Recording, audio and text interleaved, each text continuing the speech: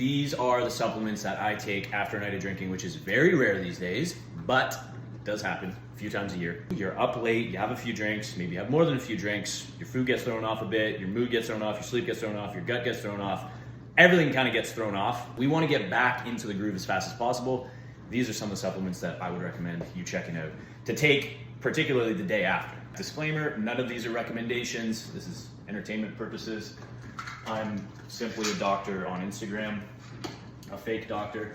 So what I'm gonna go through here, probably 5, how many of these? Yeah, a few different supplements here. Oh, don't forget this guy. So there's 6 here. 6 different supplements that I would recommend. Now, you don't need to take all of these, but if I was going to recommend some, these would be like my top 5 to 6 that I would take.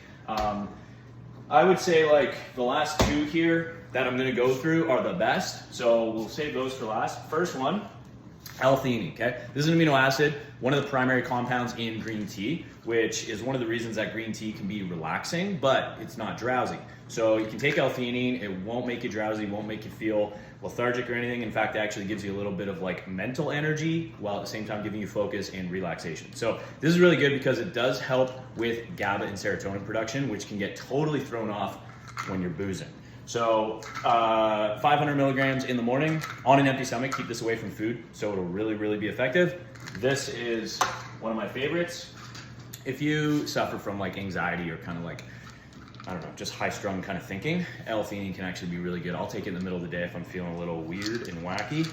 Melatonin. So a lot of people don't know this. This is not a sleep supplement. This is a circadian rhythm supplement. It is a sleep latency supplement. So it helps you get to sleep quick, does not necessarily help you stay asleep, and it helps primarily with the circadian rhythm part, so the schedule of your sleep. So that can get really thrown off from drinking. You might want to take melatonin to help with that. Of course, you should be able to like, here I'll give you an example. I was in bed at 2 a.m. last night. It's very easy for me to just go to bed at like 9 to 10 tonight, be right back on track. Same should be for you too. So you don't need melatonin from that perspective, from a sleep supplement perspective. However, underrated benefits of melatonin, it is really, really effective at detoxifying the brain and just supporting the detoxification of the brain. Very, very potent antioxidant. So what we know happens from drinking, alcohol at any amount is going to be neurotoxic. So melatonin could be good for that. I take melatonin regularly for that effect. You don't need to, but after drinking, that could be good. You would take it the following night, obviously. As far as morning, most of these I think you should be taking in the morning though. Next one, so B-complex. Now, B-complex, I can't really give you any specific recommendations around whether you should take methylated or unmethylated. Most people probably would do well with methylated, although there are gonna be people that know a lot more than me around that in regards to making that recommendation. My understanding is that genetics are probably gonna play a big part in which forms of B vitamins are going to be better for you. That being said, if I was going to make a blanket recommendation, I'm not affiliated at all, but I would recommend Lifeblood. That's Life, L-I-F-E-B-L-U-D. So Lifeblood makes Energy Plus. It's a B-complex supplement from Adam Marifiotti. I love Adam. He's awesome. I love what he's done with formulating this supplement. It's very, very intelligently designed with the forms of B vitamins in here. A lot of B complexes have trash B vitamins in it.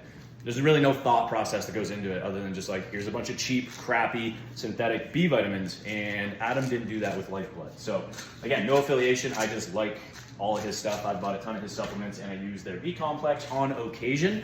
I don't take it regularly, but if it's a night after drinking, I may want to take that, especially if you're drinking heavily, because alcohol will decrease your B vitamin stores in your body, and they're water soluble, so you can jack those up and take a pretty high dose.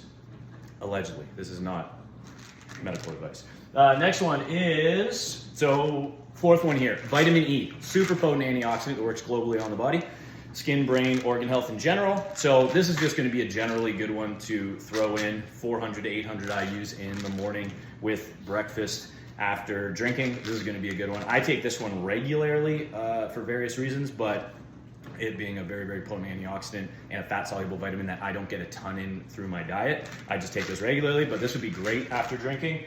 Now, those 4, good, definitely in my top 4, but they're the bottom 4 in my top 6. They would be great. You don't need to do those. You don't need to do any of these, really. But if I was going to make a strong recommendation, I would say these two. Okay, so I think these are kind of a no-brainer. Especially because low risk, low side effects, high safety profile, but a lot of high benefit. So magnesium bisglycinate. Magnesium 3 and 8, super, super hot right now. It's all the rage. It's really expensive.